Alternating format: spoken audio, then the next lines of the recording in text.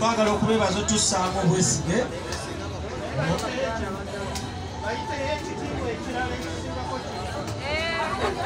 kiri nkimenyeewo sebo abakozi bannange nga bwe batulonze baweereza bannange twagala okwebaza Katonda tuddamu okutwesiga nomututeeka mu bukulembeze tiimu nga bwe twali era bwe tubadde nga tonaaba twegasseeko kitegeeza bye tubadde tukola mbadde mu byagala era nga mubiraba tubasuubiza tugenda kukola okulaba nga ekisookera ddala okuyimusa ekitiibwa kya Katonda siffe n'okukola obuteebalira okutwala obuweereza bwa Katonda mu maaso.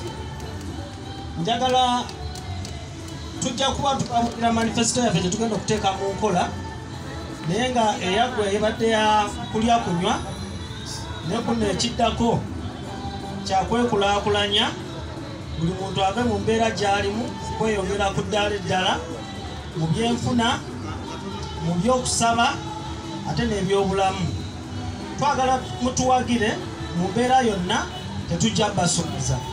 Reverend tukwebaziza otubeererawo era nga ngamba nti buli kwaya kigenda kuba eri nteekateeka yaayo okumbulira nga bukyali tusobole okuba Reverend program yetugenda okulonderamu ekizekitiivu zaffe so buli anaabalwadde mututegeeza obudde bukyali netusobola okubabuulira ddi lwe tunaalondesa kwaya eyo yennyini weeri.